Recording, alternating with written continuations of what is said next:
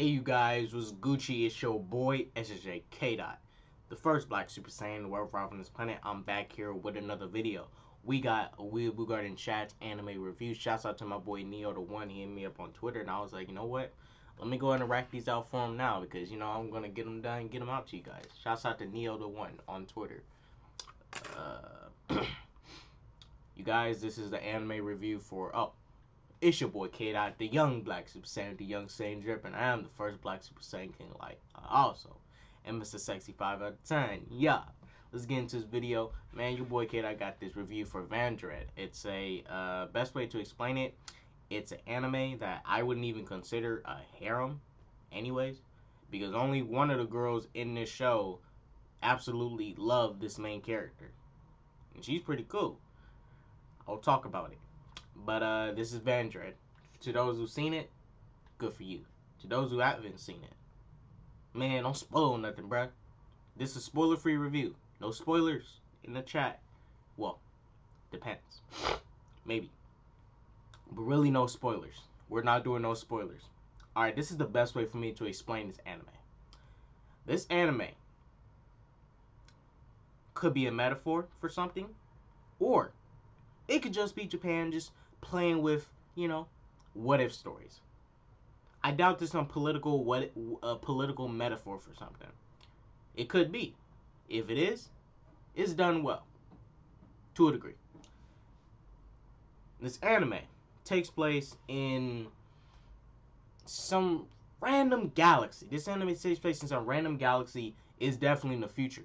Definitely far into the future. Some years into the future. They're in a futuristic world. There's two planets called Tarak and Majer. Y'all gotta follow me. Tarak is the planet where only men live on. Majer is a planet where only women live on. Something happened years ago to cause this big feud between men and women to finally separate and depart from each other.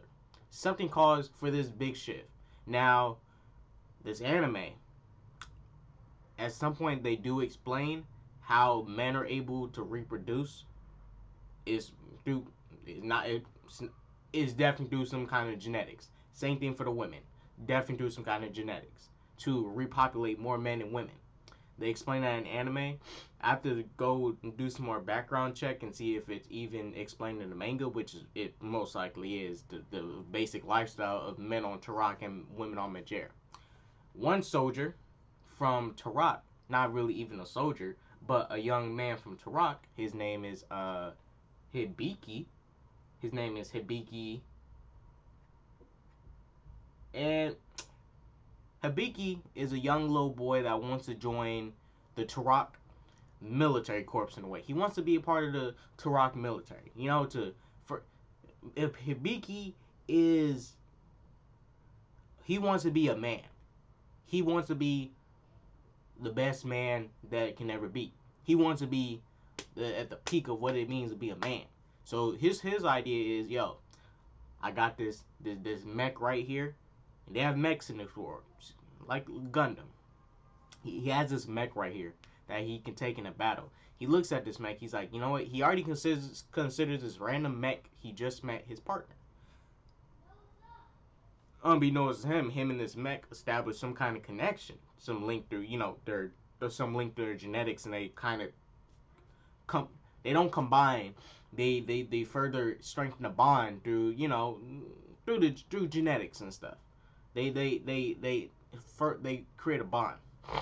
So Hibiki, being his wild self, hops inside this mech, goes out into space when he's really not supposed to. These women, as you can see up here, these women up here are space pirates. Things go from there. They do what space pirates do. See this random boy out there, Hibiki, and some other men on a ship. They take their ship, freaking board them, freaking arrest these dudes. It's crazy. You gotta watch it, because I really don't want to spoil it. Yeah, I really do want to spoil it. I'm trying so hard not to spoil it for you guys right now. But I'll tell you this much. If you may see from these pictures, oh, this is another harem anime, bro. This is not really a harem in a way. I wouldn't consider this a harem, for one. Yes, the promotional art paints it as that, but it ain't. Because there's only one girl, as you can see right here, you have the main character here, Hibiki, and this girl on the right with the red hair, which is Dita. Right here, Dita, the girl with the red hair. Very cute, I actually like her character. She's super nice and super sweet. I think the main character, does her dirty sometimes. Because the main character, he annoys me sometimes. Because he is nothing wrong with you being masculine, but that stuff can get toxic. It's like when you're a toxic feminist and you got your toxic masculinity going on. This character Hibiki is like borderline on that toxic masculinity kind of stuff. But Dita's the only woman that officially likes him. The other women on the ship, they're pretty much there for themselves. They are their own characters. They develop their own arcs. They're not trying to suck on Hibiki cock and stuff. They're not trying to. Yeah, you got one girl that's so curious about what she been missing about out on men on another planet, and she is trying to sleep with Hibiki. But it's only really one episode that happens. But that's really it, cause it ain't really a harem anyways. This anime is a harem that is falsely advertised to be a harem when it's not. And I have no problem with that, because I think it's okay that they got this woman here with the red hair Dita, who is his little main chick for the most part. They're not dating, but I like it. I feel like it changes it up. It don't got to be a harem. He actually got a woman that he could potentially be with, and I don't want to spoil it, but there's 2 seasons. There's 2 seasons. They call first season is called the first stage. Second season is called the second stage. I prefer the second stage to the first stage. I think I really like the second stage of the anime, which is season 2. One thing I wish they did more work on was giving the men a little bit more backstory, especially with the male characters. A lot of the female characters, they're sort of still mysteries, but they dedicate more time to them and give them more time. This is the anime.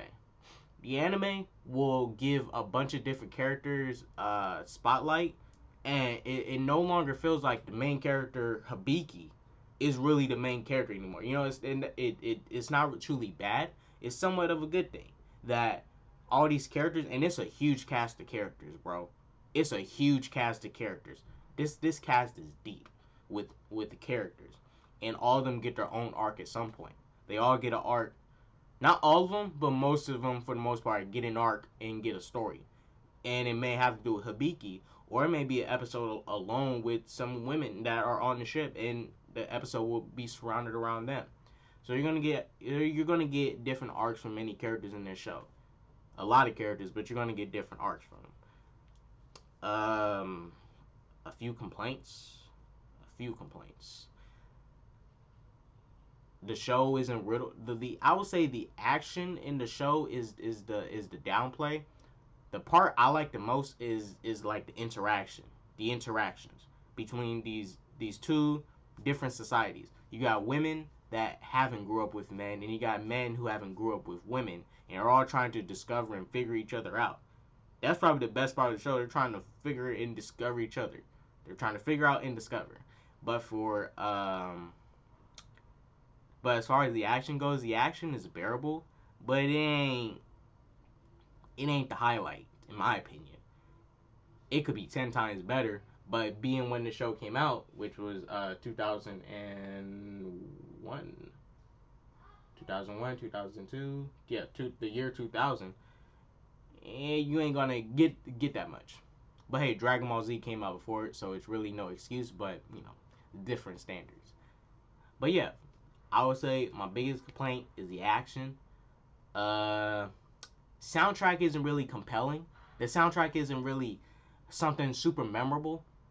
It could be better. It could be 10 times better. The soundtrack is not very memorable, the score, but it does what it does. It does what it needs to get you hyped, but the score isn't so impactful to where you remember it. The only song I remember from this anime is the theme song. It's like, fight for your justice. Dun, dun, dun, dun, dun, dun, dun, dun. I definitely remember the theme song though. The theme song is definitely rememberable. The theme song is hype, bro. The theme song is just straight up hype. It's a dun dun dun dun dun dun dun dun dun dun dun dun. It's like so upbeat and just kicks you up. But I like it. But I think the soundtrack and score isn't really truly compelling enough for me to remember besides the theme song. But that's the benefit of animes. For animes, you can remember a bunch of the theme songs and even remember the theme song of your favorite of these animes is also a good thing because it shows that these shows are that impactful of a show on the human, bro.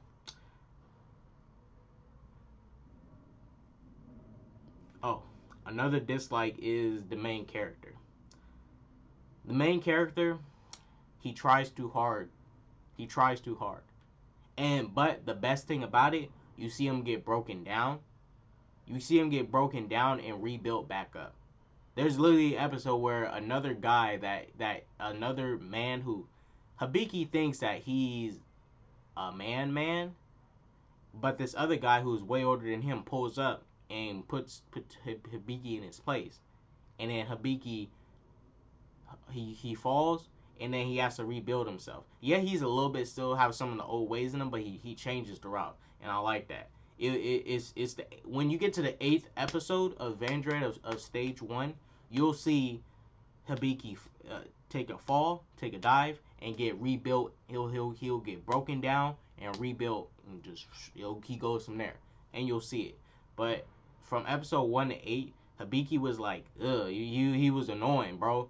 Hibiki was annoying for a time, but I started to like him. He was annoying because the masculinity was so toxic, bro. I was like, bro, shut up, dang. It was kind of hating. But overall for the anime, I mean, you still one thing I still appreciate is the dialogue of the anime though. I still appreciate the dialogue. I'm not a big I'm an action head, but I don't need action. I can go off of dialogue and be happy. Shoot, this could have been a slice of life comedy anime and I would have been cool in space with girls and guys that never met each other. I would have been cool with that. But I say the dialogue and the interactions of the unfamiliar of the random situation they're in, space pirate women that never grew up on a planet with a man, and a man who never grew up on a planet with a woman, and you see their interactions back and forth for 2 seasons while also trying to fight this alien threat that's going on in the show. Yes, there's an alien threat going on in the show. Forgot to say that. But there's an alien threat that they are battling, that they choose to take a battle upon, which further, strengthens even the notoriety of these space pirates who people think are space pirates, but in fact, these space pirates are out here trying to stop this alien invasion from getting any worse. So they sort of turn it into good guys later in the show. But look, I'm going to go ahead and end this video there. I really recommend this anime. I recommend you guys check it out. And it isn't your typical harem. It's not. Because in my opinion, it's not even a harem. It falsely advertises one, but it's not a harem. There's really only one girl that really really wants that. But I recommend you guys watch it. Check out the anime. Go share this video. Like, comment, subscribe. Show your boy Kid out some love. The first Black Super Saiyan to arrive on this planet. Just that peace, love, positivity, and all that jazz. You guys, don't do drugs. Please don't do drugs. Do not do drugs. But if you do choose to do drugs, let me know how much you do. But your boy gotta go. I got things to do. Got another review gotta rack out. Doses.